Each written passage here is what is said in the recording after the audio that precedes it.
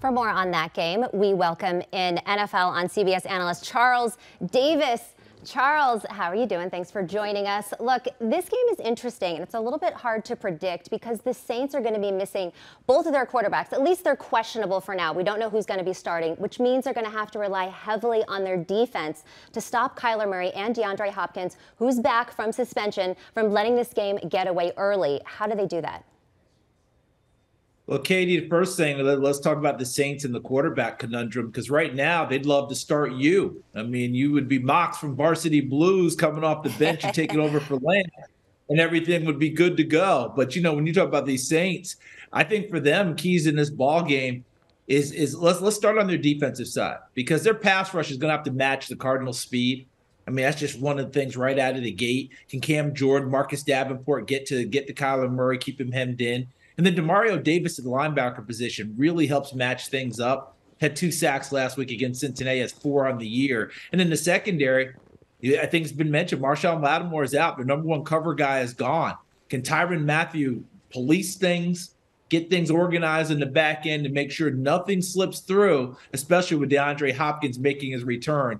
And I can't even imagine how amped up he is to get back onto the field and try and help out this offense that's been floundering a little bit. Well, let's get into that. The Cardinals offense has struggled, averaging less than 20 points a game. Kyler Murray coming off one of his worst outings with no touchdowns and 2 turnovers.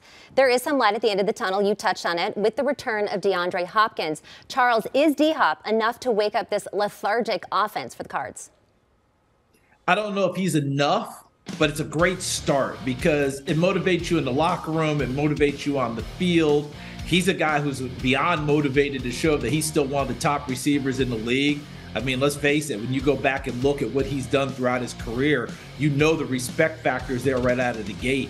The biggest thing is they want to take the running game out of Kyler Murray, because Kyler Murray is a fantastic runner, but you want him to be more of an accessory runner rather than a primary runner. I know it's a small sample, but when he's gone for over 100 yards with his legs running the football, Cardinals are 0-2. Okay, so they want to make this accessory. You know, James Conner's been dinged up a little bit. You know, Benjamin's been their primary runner. Can they get that done? There's one other thing. Kyler Murray's just got to get off to a great start, and the team has to get off to a great start because the confidence level is low right now. When he doesn't throw for a touchdown or run for a touchdown, there's been 10 games he's done that in his career, in his young career. That's a lot of games like that where he's come up empty, and it's not just him, it's the offense as a whole. But they need confidence in such a big way. They've got to come out there and get after it. And then flip it over to the defensive side of the ball. Alvin Kamara is going to be omnipresent for this Saints offense. They have no receivers left. You've already outlined that one. So he's going to run it. He's going to catch it. Remember, he was over 100 scrimmage yards last week. He's done it 38 times in his career so far. They're going to need that from him tonight. That means Budda Baker, the safety for the Cardinals, he better be trailing him everywhere he goes and meet him in running plays and be around him in passing plays. We've seen Budda Baker be that before. Hopefully he can tonight. Before we get your game pick, Thursday night football games are combining for only 36.7 points per game this season. That is the lowest Thursday average since 2006. But scoring is down across the board in the league right now. The unders are hitting at 60%. I know you're not a betting man, but where has the offense gone? Katie, it's a great question, and all of us have suspicions. I don't know that we have empirical data, so I'll give you my suspicions. Thursday night, we know it's a short week. Duh, even I can do the math on that one, right? But trying to put in offense, trying to figure out what you're going to do in a short week, you've got to simplify a lot of things. I feel like I'm Aaron Rodgers right now. So you're not really adding on to offense to get ready for a new team that you're playing. You're relying on the offense you have and trying to figure in a couple of things that maybe will help you. So your full game plan, hard to put it in a short week. The second thing is, look at the number of quarterbacks that we've had. Like the Saints in this ball game, we have uncertain quarterbacking. We're not sure who's going to start, who's going to play, who's coming off of injury, will he go? Remember the Thursday nighter when Tua got hurt? Now Miami's in a difficult position. So when you have those sort of things happen in short weeks, you're not really going to a change-up as much as you're going to, okay, what do we do well? Can we do it well enough against this team? And if that's not a strength against their defense, you're going to have problems. So I do think that quarterbacking on a short week, if you don't have your person, I think is difficult. And I think it's very hard for offensive play callers to insert enough offense in a short week in order to confound some of these defenses they're playing.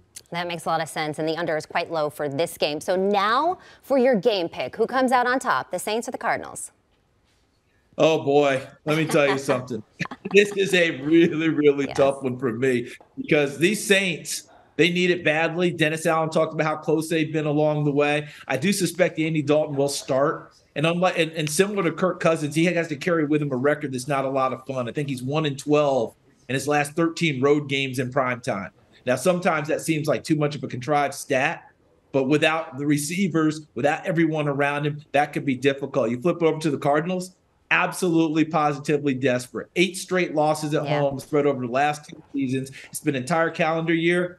I'm going to go with the super desperate team to get it done at home, the Arizona Cardinals. You can never underestimate the most desperate team on the field. That's our Charles Davis. You can catch him this weekend during the Jets and Broncos broadcast on CBS Sports. Charles, thank you so much. Take care, Katie. All right, let's look at the percentage of money bet on the spread. 75% of the public right now is taking the Saints and the points.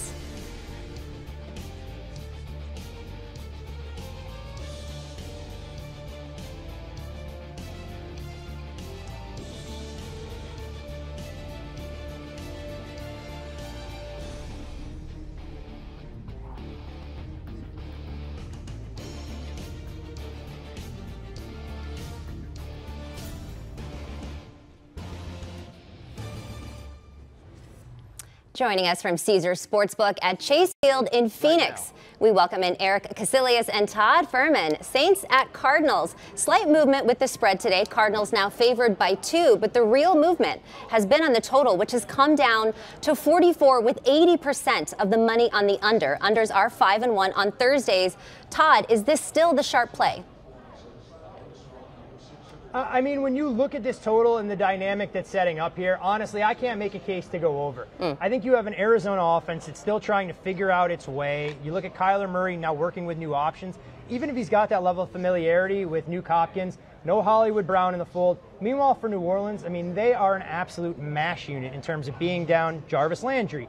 You know, no Michael Thomas. Chris Olave comes back from the concussion. But if Andy Dalton's at all limited, EK, we're talking about a team that's run early, run often, and continue to churn that clock on a short week. That's exactly it. I'm going to go with you. I'll take the under on a play. I do like the Cardinals giving the 2 because this is a season on the line, giving you a supreme effort game. You saw last week up in Seattle, their defense does have some ability, and you mentioned it. Injuries. Both sides, skill position players. I don't know who the quarterback's going to be in New Orleans. I'm not sure New Orleans knows right now who the quarterback's going to be. Which is why I can't take an over when they're at key numbers, Katie. I agree with both of you. No way to take an over on this game. Now for some prop bets. Slim Pickens, you guys just touched on it. The Saints, nearly the entire offense is on the injury report. EK, where are you finding value in the prop market for New Orleans?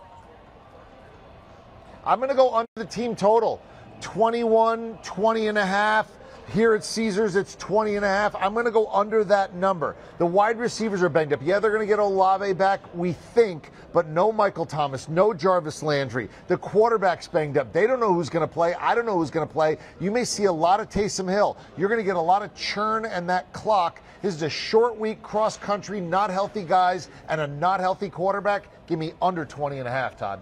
Yeah, I mean, I can't argue with any of that assessment. For me, I think what's interesting now, Taysom Hill may take on a bigger role, but not necessarily as a runner. There's a good chance that if Andy Dalton gets nicked up, Hill has to be a true quarterback. And as a result, you look at his rushing total now set in that low 30 range. I think you sell the stock at the top of the market and try and go under Taysom Hill rushing yards. Because what do they have depth-wise behind Hill if Andy Dalton starts but gets injured? You can't have Hill run around. This isn't college football. He's not running the wing tee or anything else along those lines.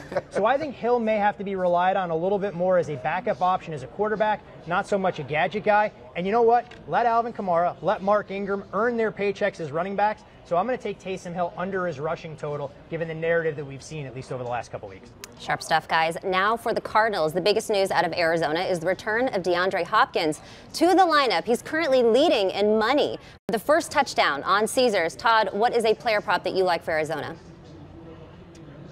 So for me, Katie, I'm going to look at Kyler Murray, and I know he's under a microscope right now along with everything related to this Arizona Cardinals team.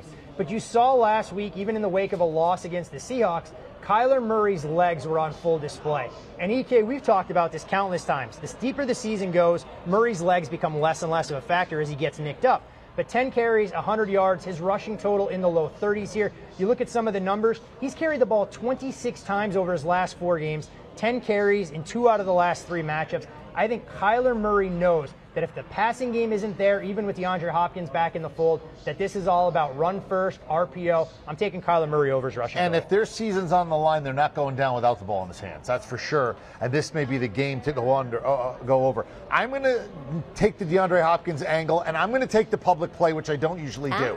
But it's not going to be first touchdown. I'm going to take anytime touchdown plus 150 with DeAndre Hopkins. No Hollywood Brown. As I mentioned, season on the line, single-digit points last week, so whatever they were doing wasn't working. So here's their guy back into the fold when they have to have him. You know when they get close, they're going to target him. Give me DeAndre Hopkins to score a touchdown anytime. First half, second half. Do you want to share with what you told me before? Your fantasy football bias isn't playing a role in here. Do you want to share with the audience that you have DeAndre Hopkins stashed on multiple fantasy football benches? And my 2 leagues that I care about, and I'm getting crushed. Like, sometimes the gods aren't with you, and sometimes they are. Last year, I would be like the 3rd lowest scorer in some weeks and still get the win. This year, it's been the opposite. I am paying for all that good karma last year. I stashed DeAndre Hopkins, hoping desperately, I need you, I want you on that wall, and it's plus 150. Give me the plus. Give me DeAndre Hopkins. Todd, EK, always a pleasure. I'm jealous that you're in a sports book, but I love that play as well. I'm going to take him for an anytime touchdown. Maybe not in the first half because the Cardinals have a hard time scoring in the first half, but I like him full game. And I'll put that good juju out for you, EK. Thank you. Let's go ahead and recap those picks. Both Erik and Todd like a lot of unders tonight. EK going with the under with the Saints team total. Todd likes the full game under 44. Both fading props for Andy Dalton and Taysom Hill tonight. Todd does like Kyler Murray over his rushing yards through 32, though at 32 and a half. And Erik is taking DeAndre Hopkins for an anytime touchdown. Do you want a sports network that delivers everything that matters about the game? The highlights, the picks, the instant analysis, no yelling, no fake debates, no politics. Hit the subscribe button and never miss a moment.